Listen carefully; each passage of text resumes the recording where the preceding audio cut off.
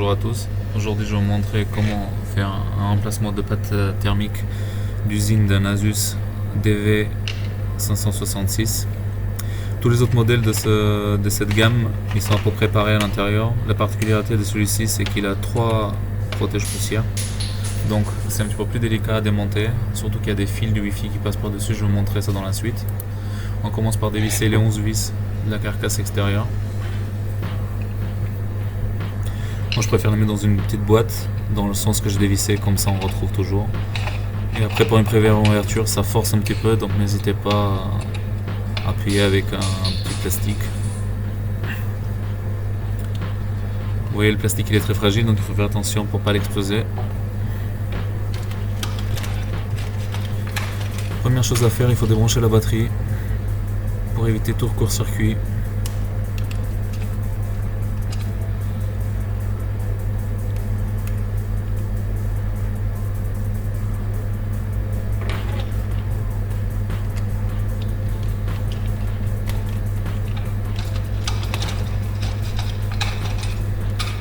Il faut aller délicatement, n'hésitez pas à tirer vers vous. Mais faites attention, les câbles ils sont très fins pour pas les arracher. Voilà, c'est débranché. Après, on commence par débrancher le disque dur M2.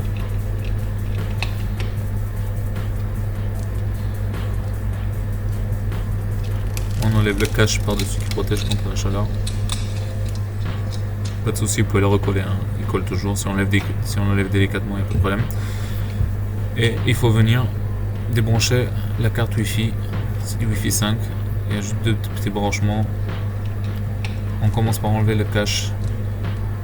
Pareil sur le radiateur. Délicatement. Pour faire attention qu'il ne se colle pas sous lui-même. Les fils de la carte Wi-Fi ils sont en dessous en plastique.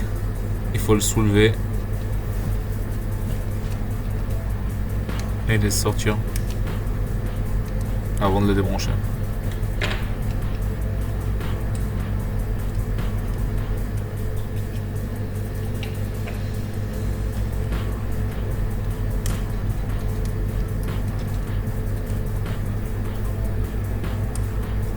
Moi en général pour me souvenir je prends toujours une photo pour voir le bon emplacement. Un petit clips et c'est débranché.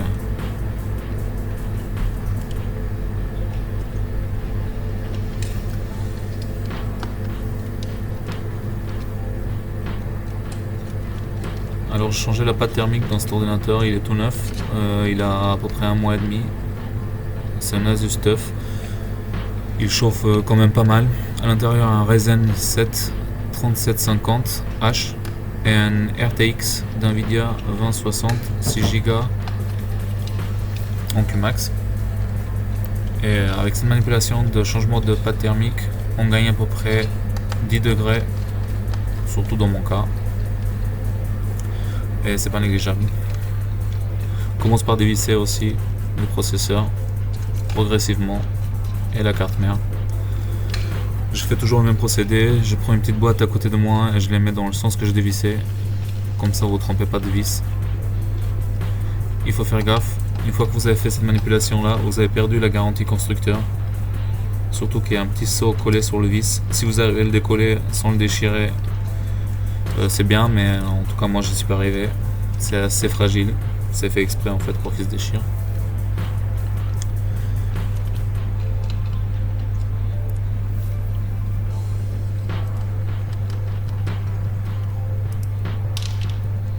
Après vous pouvez profiter pour cet ordinateur, une fois que vous l'avez ouvert, pour changer, pour mettre un SSD si vous voulez, ou rajouter de la RAM. Ce que je conseille, rajouter une petite barrette de 8Go c'est toujours bien, parce que ce modèle là il est vendu avec 8Go et je trouve que c'est pas très bien pour un ordinateur gamer.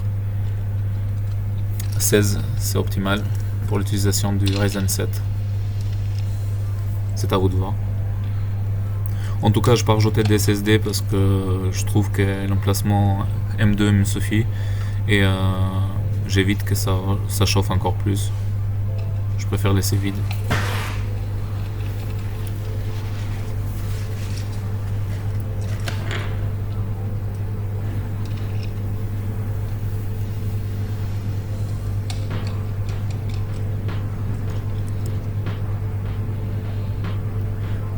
Là, c'est un deuxième changement de pâte thermique. Je l'avais déjà fait une première fois et que j'avais pas filmé. Et là, je filme pour vous montrer. La procédure est assez simple, hein, c'est pas compliqué. Euh, je conseille vraiment cette procédure parce que la pâte thermique d'usine d'Asus, elle est vraiment immonde. Elle est très dure et niveau performance, ça n'a rien à voir. Quand je l'ai démontée la première fois, j'ai eu du mal à la décrocher, la pâte thermique elle était toute sec. D'où les mauvaises performances aussi niveau chaleur. On essaie de forcer un petit peu, il n'y a pas de prise adéquate, mais normalement ça sort assez facilement. On bouge un petit peu d'en haut en bas. Mais faites vraiment attention, pas arracher quelque chose. La partie elle vient en entière.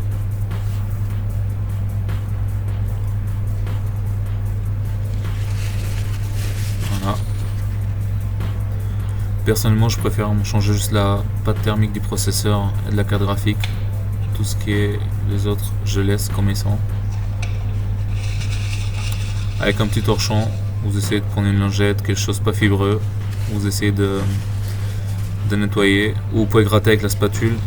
Mais bon, il faut faire attention, pas rayer le processeur ou la carte graphique. Donc une petite lingette, ça suffit. On enlève le max qu'on peut, hein. On n'essaie pas de récurer jusqu'au fond.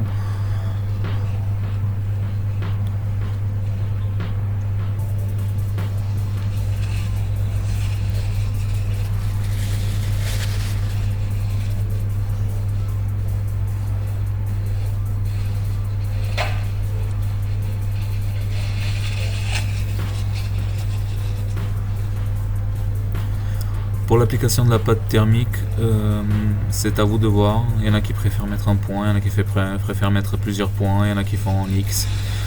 Moi je préfère appliquer avec la petite spatule qui est livrée avec. J'achète du Thermal Grizzly, je trouve que c'est une très bonne pâte thermique. J'ai déjà utilisé de Noctua, mais mon préféré ça reste quand même le Thermal Grizzly. Pour les laptops c'est pas mal. Vous verrez tout de suite la différence. S'il est bien appliqué, je vous le garantis.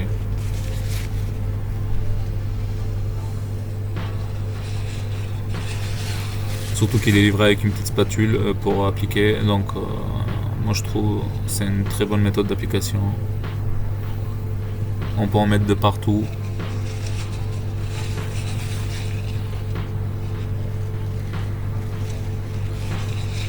Après le plus important c'est qu'il n'y en a pas des tonnes et il y en a pas et qu'on en mette vraiment ce qu'il faut.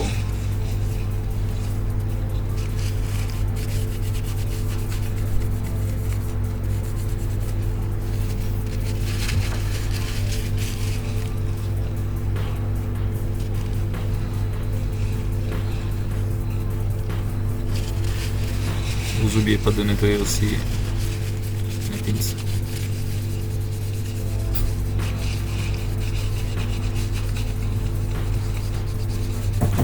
En faisant attention quand même parce que c'est une partie assez fragile, pas l'arracher. Après c'est à vous de voir aussi si vous voulez tout nettoyer, vous pouvez y aller.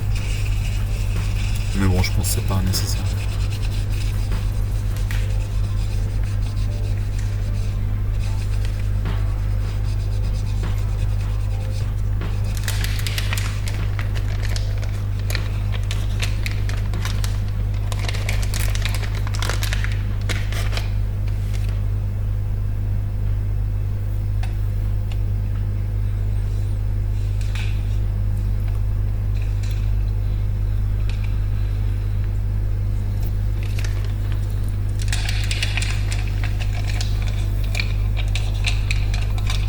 Voilà, pâte thermique. Et la petite spatule qui va avec.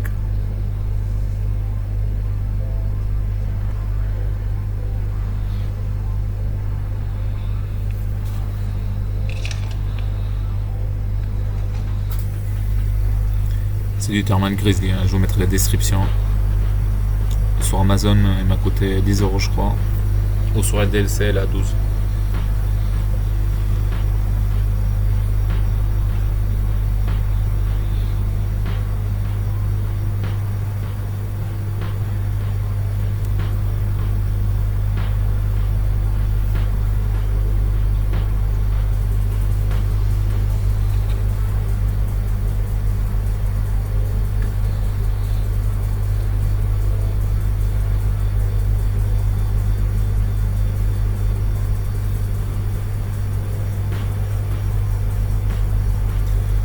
Sur la vidéo, ça se voit pas forcément, mais je mets une couche très très très fine.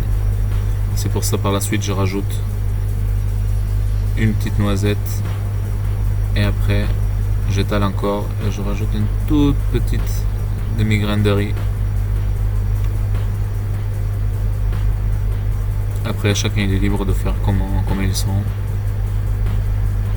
Peu importe la méthode, l'essentiel c'est de ne pas en mettre des tonnes et d'éviter les bulles d'air ou des poussières extérieures.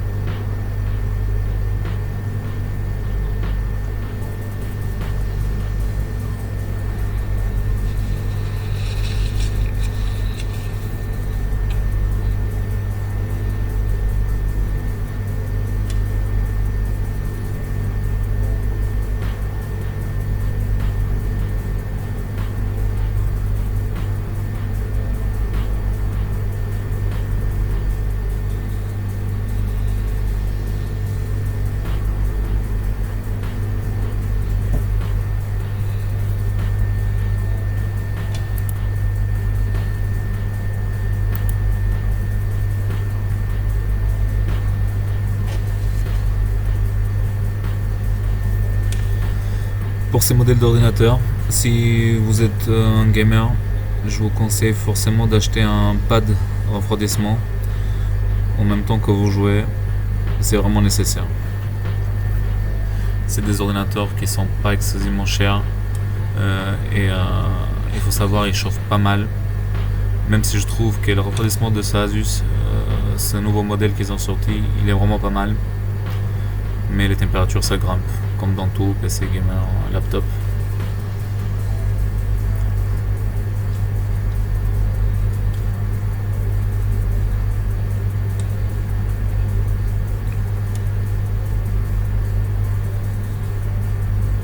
Voilà, encore on essaie de le replacer comme il est au départ.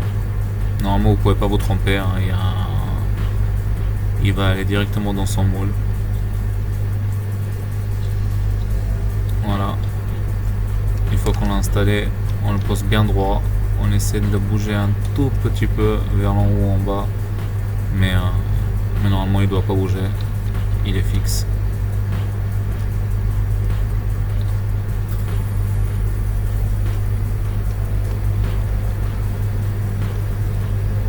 On commence par remettre les vis.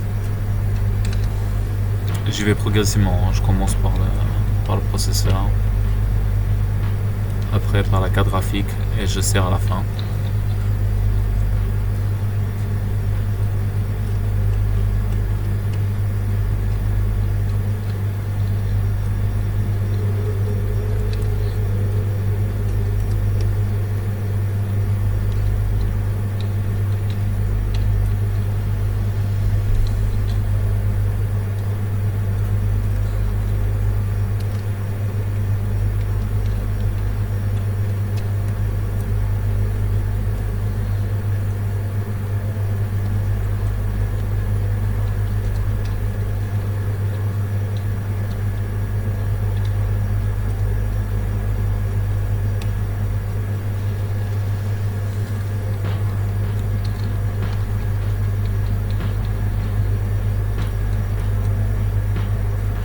Il faut quand même serrer assez bien à la fin.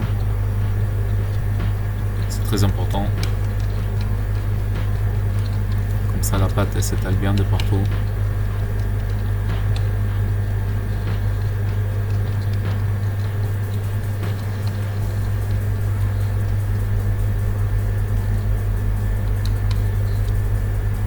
On vérifie aussi le bon emplacement des radiateurs.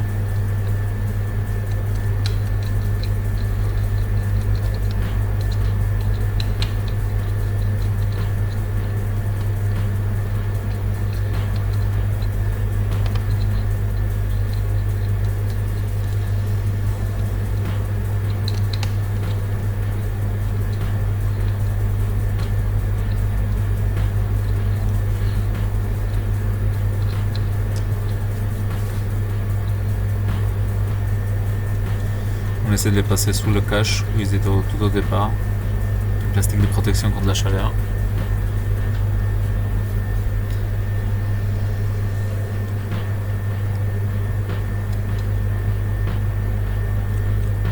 Vous allez doucement, c'est assez délicat pour pas tout déchirer.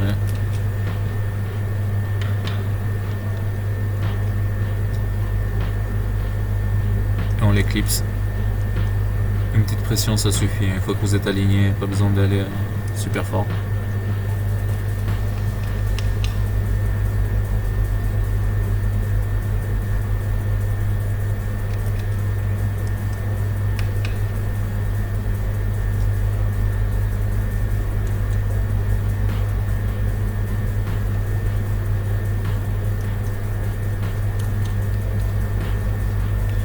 Très important aussi, vous n'oubliez pas de coller le cache par-dessus les connecteurs pour pas qu'il se débranche une fois que vous l'avez dans le sac à dos ou vous le transportez à l'extérieur. On rebranche le disque M2.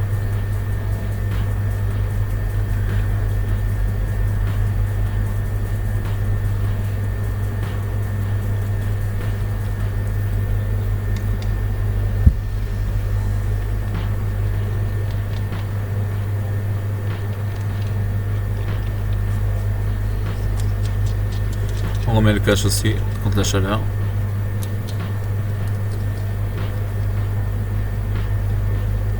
Moi je conseille aussi, si vous avez moyen d'en acheter un petit peu sur internet, des caches contre la chaleur. Vous pouvez en mettre un peu de partout, c'est toujours mieux. Et on n'oublie surtout pas de brancher la batterie, sinon il démarre pas. En faisant attention, toujours parce que ces câbles ils sont très fins et très fragiles. Voilà.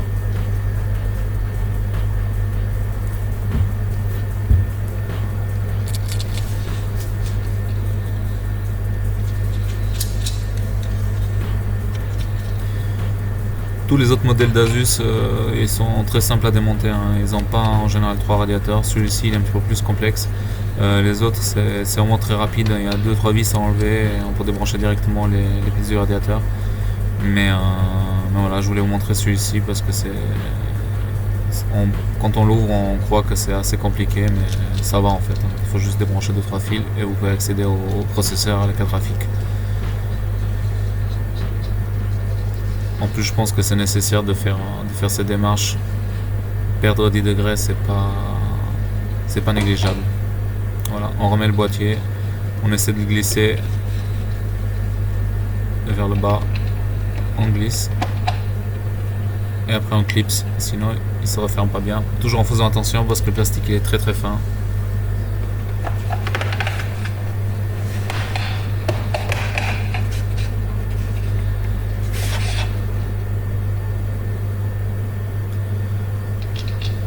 Et on remet les vis dans l'ordre que vous avez démonté.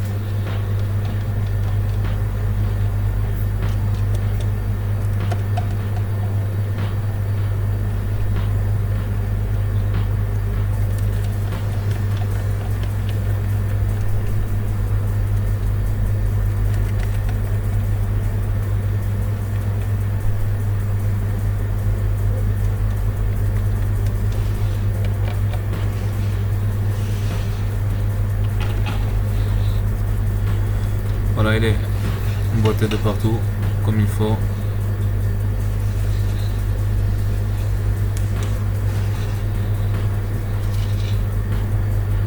On va le démarrer.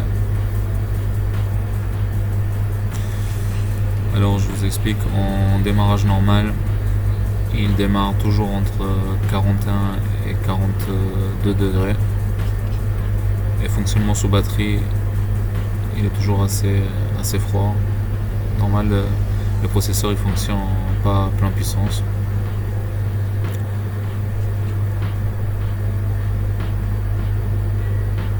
Et vous allez voir, avec le changement de pâte thermique, on va démarrer tout de suite à 38 ou à 36 degrés.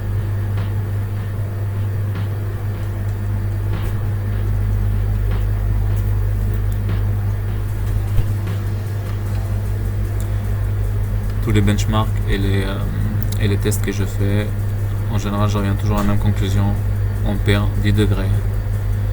Surtout sur les jeux, on a une utilisation pour des jeux gourmands, on monte facilement à 90, entre 88 et 90. Et là actuellement on est toujours entre 76 et 81 pour les jeux les plus gourmands. Donc c'est pas négligeable. Avec un pad on a encore des meilleurs résultats. Voilà.